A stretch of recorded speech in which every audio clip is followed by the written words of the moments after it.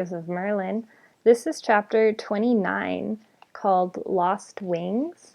And in the last chapter, we actually got a lot of good dialogue about who Emerus actually is. And his mom turns out it was actually Bronwyn, and he feels really bad about never calling her mother. And he learned a lot of good information about her and who his dad was, and a little bit of more history about Stangmar and Rita Gower. So if you didn't check that one, definitely go back and watch that chapter again because it gave a lot of good backstory and information.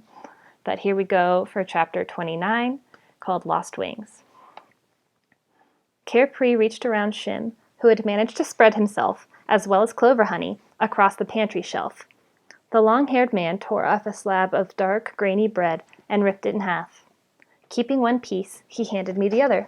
Here, before your little friend eats it all. Shim did not seem to notice and continued stuffing himself. I half grinned and took a bite of the crusty bread. It felt hard, almost like wood, until some vigorous chewing softened it up a bit. Then, to my surprise, it swiftly dissolved into liquid, filling my mouth with a tangy, minty flavor. Almost as soon as I swallowed, a wave of nourishment flowed through me. I straightened my back. Even the usual pain between my shoulder blades eased a little. I took another bite. You like ambrosia bread, I can see, said Carefree through a mouthful. One of the Slantos' finest achievements, without a doubt. Still, it is said that no one from other parts of Finkyra has ever tasted any of the Slantos' most special breads, that they guard those precious recipes with their lives. I scanned the walls and the floor of the room, so densely jammed with volumes. Being here felt like being in the hold of a ship whose cargo consisted of nothing but books. I remember Bronwyn's wistful look when she had spoken about being in a room full of books, this very one, no doubt. Even with the spreading blight, it must have been difficult for her to leave this room, this land, forever. I turned back to Carefree. Bran, I mean my mother, must have loved being here, with all your books. Indeed she did. She wanted to read the teachings of the Finkyrans, the Druids, the Celts, the Jews, the Christians, the Greeks. She called herself my student, but it was really more the other way around. I learned so much from her. He glanced at the mound of books at the base of the ladder. On the leather cover of the book on top, a gold-leaf portrait showing a figure driving a blazing chariot gleamed in the light of the hearth fire. I remember once, he said in a distant voice, when we talked a whole night through about those remarkable places where beings of mortal flesh and beings of immortal spirit live side by side, where time flows both in a line and in a circle, where sacred time and historical time exist together. In-between places, she called them. Like Mount Olympus. The poet nodded. Or like Finkyra. Was it all the mounting troubles that made her want to leave Finkyra? Or was there something more? He eyed me strangely. Your suspicion is correct. There was something more. What? You, my boy. My brow furrowed. I don't understand. Let me explain. Do you know about the Greek Isle of Delos? Oh. Apollo's birthplace, but what does that have to do with me? It was another in-between place, both sacred and historical at once. That is why the Greeks never allowed anyone to give birth on Delos. They didn't want any mere mortal to be able to claim a birthright to soil that belonged first to the gods, and they killed or banished anyone foolish enough to disobey. I still don't see what this has to do with me. At this moment, Shim released an immense belch, far bigger than one would expect from a person so small. Yet the little giant did not seem aware of it, just as he seemed to have forgotten about Carefree and myself. He merely patted his belly and returned to the serious matter of fresh clover honey. Carefree's shaggy-souled eyebrows lifted in amusement, then his expression darkened. In the same manner as Delos, it is strictly forbidden that anyone with human blood should ever be born on the island of Finkyra. This is a land not of the earth nor of the other world, though it is a bridge between them both. Visitors come here from either world, and they sometimes stay for years, yet they cannot call this place home. I leaned in closer. I have been searching for my own home, so help me understand this. If my mother had to leave Finkyra to give birth to me, where did she go? Do you know where I was born?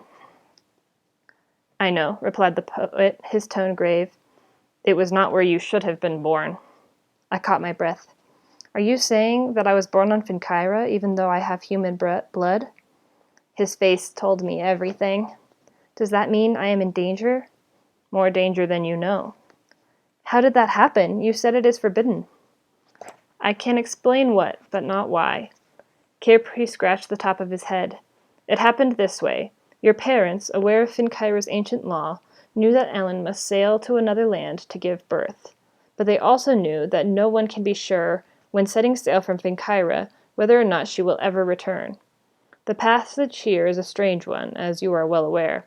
Sometimes the door is open, sometimes it is not. Many who have left this island, hoping desperately to return, have found only a shred of mist upon the waters. Others have met their deaths in the stormy seas. Nothing is known, but we sail alone. He shook his head. Your mother and father loved each other deeply, and did not want to part. If Tuatha had not commanded your father to stay, I believe he would have sailed with her. Moreover, I suspect that Ellen could sense trouble brewing, and did not want to leave him. So they lingered long before parting. Too long. Your mother was already in her 9th month, when at last she set sail. Feeling something warm against my chest, I looked down at my tunic. Beneath the folds, the Galator was glowing faintly, making a circle of green light over my heart. Swiftly, I covered the place with my hand, hoping that Cairpri would not notice and interrupt his tale. Soon after the ship had launched, a terrible storm arose on the waves. It was the kind of storm that few sailors since Odysseus have survived. The ship was battered, nearly drowned, and forced back to shore. That very night, huddled in the wreckage of your ship, your mother gave birth. He paused, thinking. And she named the boy Emrys, a Celtic name from her homeland. So that is my true name? Not necessarily. Your true name may not be your given name. Your true name may not be your given name. I gave a nod of understanding. Emrys has never felt right to me. But how do I find my true name? The deep-set eyes pondered me. Life will find it for you. I don't know what you mean. With luck, you will in time. Well, my true name is a mystery, but at least I know now I belong in Finkyra. Cairpri shook his gray head. You do, and you do not. But you said I was born here. Your place of birth may not be where you belong. Feeling a surge of frustration, I pulled the Galator out of my tunic. Its jeweled center, still glowing faintly, flared in the light of the fire. She gave me this. Does this not prove I belong here? A new depth of sadness filled the pools beneath Cairpri's brows. The Galator belongs here, yes. Whether or not you belong here, I do not know. Exasperated, I demanded, Must I destroy the castle and the king and all his army before you will tell me I belong here? I may tell you that one day, answered the poet calmly, if you tell me the same. His demeanor, if not his words, soothed me somewhat. I replaced the pendant under my tunic, feeling again the pain between my shoulder blades. I stretched my arms out wide. Cairpri observed me knowingly. So you too feel the pain. In that way, you are certainly a son of Finkyra. This pain in my shoulders? How should that make any difference? It has made all the difference in the world. Seeing the confusion in my face, he once again leaned back on his stool, clasped his knee, and began to tell a story. In the far, far reaches of time, the people of Finkyra walked upon the land as they do now. Yet they could also do something else. They could also fly. My eyes widened. The gift of flight was theirs. They held lovely white wings, the old legends say, sprouting from between their shoulder blades, so they could soar with the eagles and sail with the clouds. Wings of white to endless height. They could venture high above the lands of Finkyra and even to lands beyond. For an instant, I could almost feel the flutter of the feisty hawk who would swoop through the air before landing on my shoulder. Trouble had so enjoyed the gift of flight. I missed him almost as much as I missed Rhea. I smiled sadly at Cairpri. So the Finkyrans had both the ears of demons and the wings of angels. He looked amused. That's a poetic way to put it. What happened to their wings? They lost them, though it's not clear how. That is one story that has not survived, though I would gladly give away half of my books just to hear it. Whatever happened, it took place so long ago that many Finkyrans have never even heard that their ancestors could fly, or if they have, they simply dismiss it as untrue. I watched the poet. But you believe it's true. I do. I know someone else who would believe it. My friend Rhea. She would love to be able to fly. I bit my lip. First, though, I must save her, if she still lives. What happened to her? Carried off by goblins. She tricked them into taking her instead of me, though what they really wanted was the Galator. She is probably at the Shrouded Castle by now. Cairpri tilted his head, frowning. From that angle, his face looked like a stern statue, made of stone rather than flesh. At last he spoke, his resonant voice filling the room so crowded with books. Do you know the prophecy of the giant's dance? I tried to recall it. Only when giants make dance in the hall shall every barrier crumble and fall. But I don't have any hope of destroying the castle. All I can hope to do is save my friend. And what if that requires destroying the shrouded castle? Then all is lost. No doubt you are correct. Destroying the castle would destroy Rita Gower's presence in Finkyra, and neither he nor Stangmar is about to let that happen. A warrior as great as Hercules would find it impossible, even if he carried some weapon of enormous power. Suddenly, an idea struck me. Perhaps the Galator is the key. It is, after all, the last treasure, the only one Stangmar has been searching for. Cairpri's shaggy mane wagged from side to side. We know very little about the Galator. Can you at least tell me what its powers are? No, except that they are described in the ancient text as vast beyond knowing. You're no help at all. Too true. Cairpri's sad face brightened only a little. I can, however, give you my own theory about the Galator. Tell me. I believe that its powers, whatever they are, respond to love. Love? Yes. The poet's gaze rambled over his shelves of books. You shouldn't be so surprised. Stories about the power of love are abound. He stroked his chin. As a start, I believe the Galator glows in the presence of love. Do you recall when we were talking about when it started shining under your tunic? I hesitated. Was it my mother?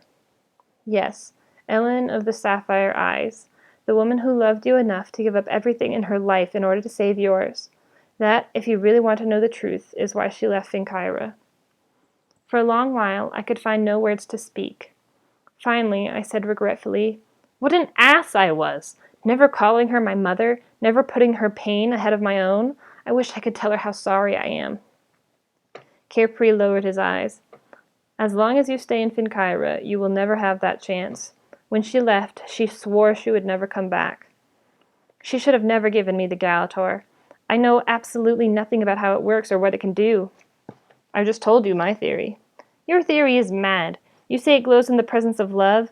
Well, you should know that I've seen it glow once before since I came back to Finkyra, in the presence of a bloodthirsty spider. Cairpri froze. Not the Grandalusa. Yes. He almost smiled. That strengthens my theory all the more. Do not be fooled by the Grandalusa's alarming appearance. The truth is, her love is as great as her appetite. I shrugged. Even if your theory is correct, what good does it do? It doesn't help me save Rhea. Are you determined to go after her? I am. He scowled. Do you know what the odds are against you? I have some idea. But you don't! Cairpri stood up and started pacing down the narrow path between the stacks of books. His thigh brushed against one large, illuminated volume, and it fell to the floor in an explosion of dust. As he bent to retrieve it, stuffing loose pages back between the covers, he looked my way. You remind me of Prometheus, so certain he could steal the fire of the gods. I am not certain, I just know I must try. Besides, Prometheus finally succeeded, didn't he? Yes, exclaimed the poet, at the price of eternal torture, being chained to a rock where an eagle would gnaw forever upon his liver. Until Hercules rescued him. Cairpri's face reddened. I can see that I taught your mother too well. You are right that Prometheus found freedom in the end, but you are wrong if you think for a minute that you will be so fortunate. Out there, in the lands controlled by Stangmar, people are at risk just by showing themselves. You must understand me. All your mother's sacrifices will have been wasted if you go to the Shrouded Castle. I folded my arms. While I certainly did not feel courageous, I did feel resolved. I must try to save Rhea. He stopped pacing. You are no less stubborn than your mother. That sounds to me like a compliment. He shook his head in defeat. All right, then. You ignore my warnings, thou withered breath, approaching death. I suppose I should at least give you some advice that might conceivably help. I slid off my stool. What is it? More likely, though, it will only hasten your death. Please tell me. There's one person in all of Finkyra who might have the power to help you enter the castle, though I doubt that even she can help you beyond that point. Her powers are old, very old, springing from the same ancient sources that brought the very first giants into being. That is why Stangmar fears to crush her. Even Rita Gower prefers to leave her alone. Kirpri stepped closer, wading through the sea of books. Whether or not she will choose to help you, I cannot say. No one can, for her ways are mysterious and unpredictable. She is neither good nor evil, friend nor foe. She simply is. In legend, she is called Domnu, which means dark fate.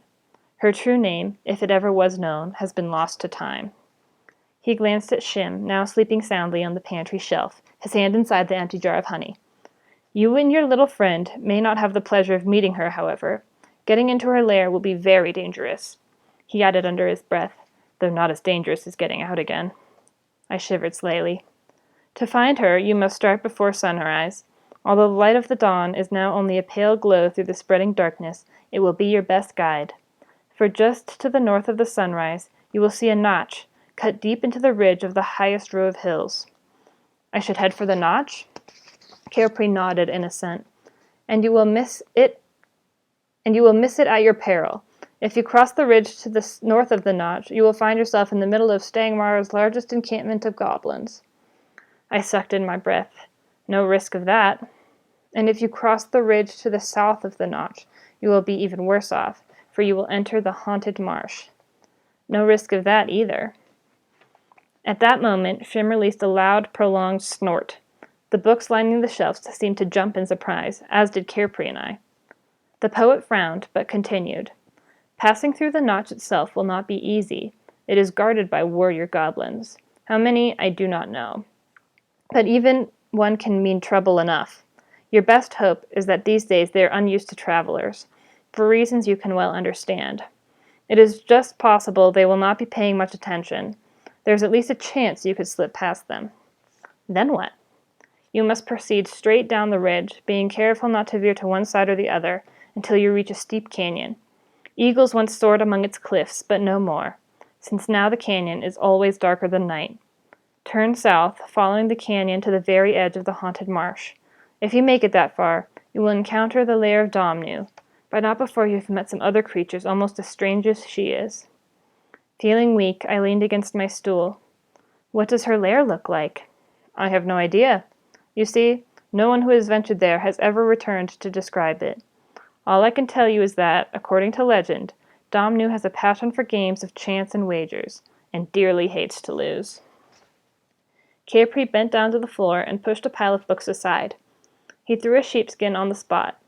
With deep sadness, he said, If you mean to pursue this idea of yours, you had better try to rest now. Sunrise will come before long. He pondered my face, but I can see by the scars on your cheeks and the strange distance in your eyes that this is not the first time you have shown bravery. Perhaps I have underestimated you. Perhaps you possess all of the hidden strengths of your forebears and more. I waved away the comment. If you knew me better, you would know that I am no credit to my forebears. I have no special powers, at least none that I can use. All I have is a stubborn head and the Galator around my neck. He rubbed his chin thoughtfully. Time will tell, but I will say this. When you first entered my home, I was looking for an answer in some forgotten volume. Now I am wondering whether I should be looking for that answer in some forgotten person. Wearily, I stretched myself out on the sheepskin. For some time I lay awake, watching the firelight dance on the walls of the books, the scrolls of papyrus, the piles of manuscripts. Kirpri had returned to his high-backed chair, absorbed in his readings. So this is where my mother learned her stories. I felt a swell of desire to stay many days in this room filled with books, to travel wherever their pages might carry me. Perhaps one day I would do just that, but I knew that I must travel somewhere else first, and that I must depart before dawn. Okay, that was the end of chapter 29. So tomorrow we will read chapter 30, called Telian in Garlatha. So I will see you then. Have a good night.